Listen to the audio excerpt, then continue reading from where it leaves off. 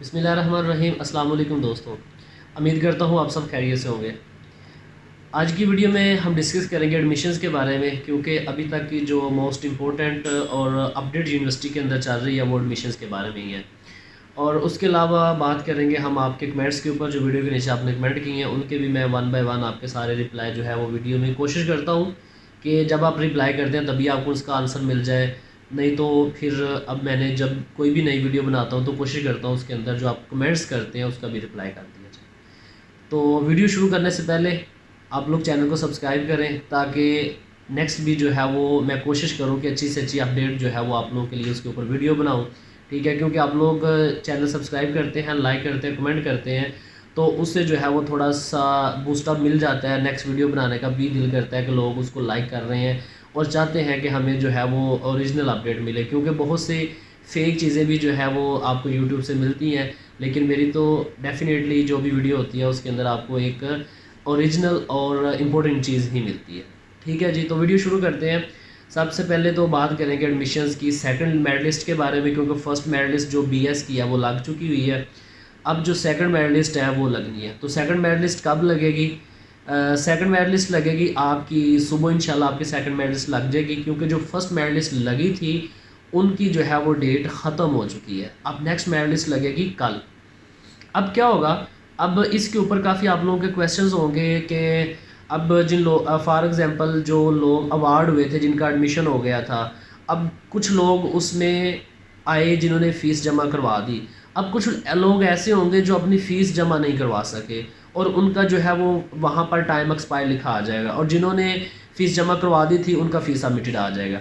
अब वो लोग क्या करेंगे कि जिनका टाइम एक्सपायर हो गया और उनको कुछ को मे भी पता ना चला हो, या कुछ में भी किसी और सोच में हो कि हमने इधर एडमिशन नहीं लेना था, कहीं और पर लेना था, और बाद में जब उनको पता चले कि हमारा कहीं और भी एडमिशन नहीं हुआ तो हमने जीसी में ही एडमिशन लेना था, तो विद इन टाइम वो एडमिशन नहीं ले सके, वो लोग क्या करेंगे? ठीक है, तो वो लोग क्या करेंगे, वो एक एप्लीकेशन लिखेंगे। ठीक है, चेयरमैन एडमिशन सेल के नाम पे एप्लीकेशन लिखेंगे। उसके अंदर आप अपनी सारी जो है वो जो भी प्रॉब्लम थी या जिस वजह से आप एडमिशन टाइम नहीं आ सके, आपने टाइमली वोचर नहीं लिया, वो आप बताएंगे, और साथ आप कहेंगे कि नेक्स्ट जो है वो मैं एडमिशन लेना चाहता हूँ, आप मुझे दोबारा जो है वो एडमिशन दें। ठीक है, तो वो फिर आपकी एप्लीकेशन अगर एक्सेप्ट हो जाती है तो नेक्स्ट जो लिस्ट लगेगी करेक्शन में आप लोगों का उसके अंदर नाम आ जाएगा। ठीक है जी, ये बात तो हो गई उनके लिए कि जो बच्चे एडमिशन्स उनका आया था लेकिन नहीं ले सके और बाद में वो जो है वो एडमिशन को अवेल करना चाह रहे हैं। ठीक है जी, और उसके बाद जिन लोगों का नाम नहीं आया, ठीक है, और बाज़ औक़ात ऐसे होते हैं कि जिनका अब फॉर एग्ज़ाम्पल कोई भी फॉर एग्ज़ाम्पल कंप्यूटर साइंस है, केमिस्ट्री या फिज़िक्स है, उसमें 75 या 80 या 90% मेरिट चल रहा है। फॉर एग्ज़ाम्पल 90% मेरिट चल रहा है, तो आपका 91% मेरिट है और आपका नाम नहीं आया। तो इस तरह की सिचुएशन में आपको जो है वो यूनिवर्सिटी के अंदर एडमिशन सेल को विज़िट करना चाहिए, एप्लीकेशन लिखनी चाहिए कि आपका मेरिट इससे ज़्यादा था लेकिन इस पे नाम नहीं आया, तो वो आपको क्लेरिफाई कर देंगे और उसके बारे में आपको गाइड भी कर देंगे कि आप लोगों ने क्या करना है।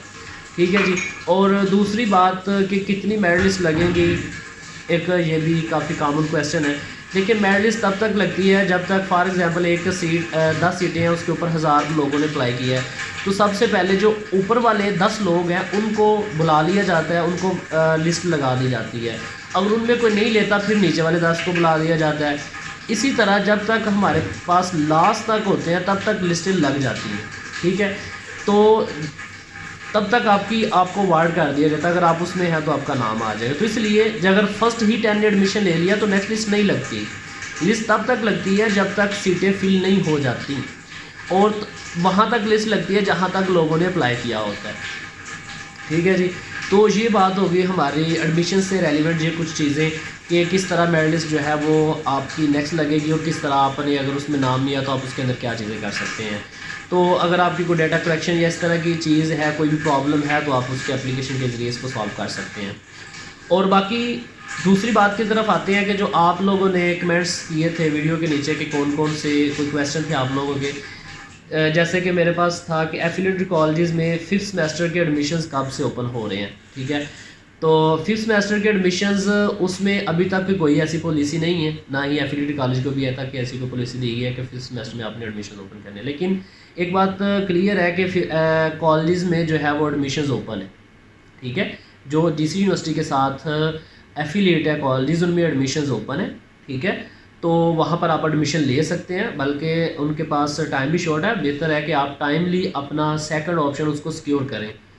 तो वहाँ पर आप अप्लाई कर दें ताकि आपका जिस यूनिवर्सिटी में अगर मेरिट में नहीं नाम आता तो कम से कम आपकी सीट सिक्योर हो, आप वहाँ पर जाकर एडमिशन ले सकें।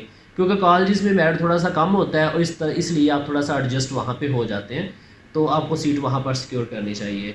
और इसके बाद आपके और काफ़ी मैसेज थे कि sir MS MPhil first semester की क्लासेस की क्या स्टार्ट हो गई हैं, विच डेट? जी बिल्कुल। अब जो क्लासेस का काम होता है ना कि क्लासेस कब से स्टार्ट होंगी, कहाँ पर होंगी, ये आपको जो एग्जैक्ट इन्फॉर्मेशन है वो आपके डिपार्टमेंट से मिल सकती है, ठीक है। तो कुछ डिपार्टमेंट में जो है इसमें क्लासेस स्टार्ट कर लें, बाकी बेहतर है कि इस इन्फॉर्मेशन के लिए आप लोग क्या करें, अपने डिपार्टमेंट से मिलें, अपने डिपार्टमेंट जाएँ, वहाँ पर जो क्लर्क हज़रात हैं आप उनसे मिलें, उनसे पूछें कि हमारी क्लासेस कब से स्टार्ट हो रही हैं, और तब से आप जो है वो अपनी क्लासेस स्टार्ट कर सकते हैं। सर क्या हिफज टेस्ट होता है अंडर ग्रेजुएट के लिए? देखिए जी, हिफज टेस्ट कोई नहीं होता, ठीक है। हाफ़िज़ कुरान के जो है वो एक्स्ट्रा नंबर होते हैं, आपने अगर किया हुआ तो आप वहाँ पर यस कर दें। तो उसके बाद क्या स्कूल सर्टिफिकेट एक्सेप्ट हो जाएगा हिफज के लिए? देखिए, स्कूल सर्टिफिकेट जो है वो नहीं होता, इसकी जहाँ पर आपने हिफज किया होता है ना वहाँ से इसकी सनद मिलती है, तो वो आपने दिखानी होती है, इस वजह से आपके एक्सेप्ट होता है कि आपने हिफज किया हुआ, यानी बाकी इसका कोई टेस्ट वगैरह नहीं होता। कोई नहीं आपसे वो कोई टेस्ट लेते कि आपने हिफज किया है, इसमें ये चीज़ है वो चीज़ है, कोई इसका ऐसी वैसी चीज़ नहीं है। आपने जहाँ से हिफज की है वहाँ का जो अदारा है वो रजिस्टर्ड होगा, तो आपका वहाँ पे एक्सेप्ट हो जाएगा। तो जो टेस्ट होते हैं, जो इंटरव्यूज़ कंडक्ट होते हैं, वो होते हैं कोटा वालों के, जिन्होंने अप्लाई किया होता है स्पोर्ट्स बेस के ऊपर, ठीक है। डिफरेंट स्पोर्ट्स बेस के ऊपर किया होता है, और उसके बाद आपने नात के कोटे पे किया होता है, स्पीच, मतलब इस तरह के कोटे के ऊपर जो है वो इंटरव्यूज़ और इनकी डिफरेंट एक्टिविटीज़ होती हैं और इनके ट्रायल्स वगैरह होते हैं, वो लिए जाते हैं। अदरवाइज़ हाफिज़ कुरान के नंबर होते हैं और उसकी जस्ट सनद देखी जाती है, और ऐसा सच कोई चीज़ नहीं होती। अच्छा, उसके बाद है जी, थैंक यू सो मच जी, बहुत शुक्रिया। उसके बाद है सर क्या डेट और एक्सटेंड हो जाएगी? सॉरी, पुराना मैसेज है इसका, तो डेफिनेटली अब तो डेट क्लोज़ हो चुकी है। अगर अब कुछ लोग सोच रहे हैं कि हमारा दोबारा अभी तक तो अब हम अप्लाई करें, तो आप लोग अप्लाई नहीं कर सकते क्योंकि डेट क्लोज़ है, तो लिस्ट भी लग चुकी है, you know very well about it. तो भाई मंडे को कंफर्म मेरिट लिस्ट लग जाएगी ना? BS प्रोग्राम जी वो आप देख चुके हैं, मेरिट लिस्ट तो संडे नाइट को ही लग गई थी, तो अब तो मेरिट लिस्ट जो है वो आज नाइट को लग जाएगी, नहीं तो अब जो सेकंड मेरिट लिस्ट है वो भी आज नाइट को, नहीं तो कल मॉर्निंग को मेरिट लिस्ट लग जाएगी। उसके बाद सर कितने मार्क्स तक के स्टूडेंट्स के लिस्ट में नेम आएगा? अच्छा, ये एक बड़ा कॉमन क्वेश्चन जो अक्सर पूछते हैं कि सर कितने मार्क्स हो जाएं तो आपका मेरिट लिस्ट में नाम आएगा। देखिए, जहाँ पर ओपन मेरिट होता है वहाँ पर जो टॉप पे लड़के आते हैं उनको जो है वो अवार्ड कर दिया जाता है। अब ये मैटर नहीं करता कि आपके मार्क्स अगर मतलब 1050 हो तब नाम आएगा, आपके 700 मार्क्स हो तब आएगा। देखिए, जितने भी एप्लीकेंट हैं, जितनी सीट्स हैं, फर्स्ट को अवार्ड कर दिया जाएगा। अगर फर्स्ट में वो एडमिशन नहीं लेते तो फिर नीचे वालों को उठा लिया जाएगा, अगर उसमें आपका नाम आ जाए तो वैल्यू। अब इसमें एग्जैक्ट कोई फिगर नहीं है कितने मार्क्स हो तो आपका इसमें एडमिशन हो जाएगा, ठीक है। मेरिट लिस्ट देखते रहे, वहाँ पर चेक करते रहे कितने कितने मेरिट वाला आ रहा है, तो डेफिनेटली आपको पता चल जाएगा कितने मेरिट वाला आ रहा है, मेरा मेरिट कितना है, तो उस हिसाब से आप भी आ जाएंगे। सर क्या सॉफ्टवेयर इंजीनियरिंग के लिए इंट्री टेस्ट होगा? नहीं, सॉफ्टवेयर इंजीनियरिंग के लिए इंट्री टेस्ट नहीं होता।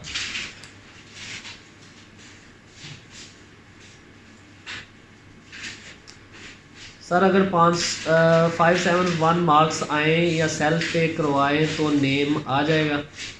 देखिए, फिर ये वही क्वेश्चन के इतने मार्क्स हो नेम आ जाएगा, आप लोग अप्लाई कर दें, ठीक है। अब उसके बाद with the passage of time देखा जाएगा, मेरिट लिस्ट में आप साथ साथ देखते जाएं, वहाँ पर अगर आपका बनता हो तो आ जाएगा। अब इसमें कोई एग्जैक्ट फिगर नहीं, आपको कोई भी बता सकता है कि आप कितने मार्क्स हो तो इतने में आ जाता है। हाँ, ये मैं कह सकता हूँ कि आपका 1100 में से 1100 मार्क्स है तो आप डेफिनेटली किसी ना किसी सब्जेक्ट में एडजस्ट लाजमी हो जाएंगे, ठीक है। तो एसएच इसके अलावा अदरवाइज़ कोई ऐसी चीज़ एग्जैक्ट फिगर नहीं है कि आपके 500 इतने हों या 400 इतने हों तो आपका मार्क्स आ जाएगा। तो ये इस तरह के कॉमन काफ़ी क्वेश्चन हैं जो काफ़ी किए हुए हैं। बाकी इंपॉर्टेंट चीज़ें थी मैंने आप लोगों के साथ शेयर कर दी हैं। तो एक दफ़ा फिर आप चैनल को सब्सक्राइब करें, लाइक करें, कमेंट करें, ताकि नेक्स्ट भी मैं आप लोगों के लिए अच्छी अच्छी इन्फॉर्मेशन जो है वो शेयर करता रहूँ। और इंशाल्लाह नेक्स्ट वीडियो में आप लोगों को बताऊँगा कि कौन कौन से अदारे हैं जो हमारे साथ एफिलिएटेड हैं और कौन कौन से प्रोग्राम उनके पास हैं जिनके अंदर आप एडमिशन ले सकते हैं ताकि आप लोगों के लिए जो है वो परेशानी ना बने। अपना ख्याल रखिएगा। अल्लाह हाफिज़।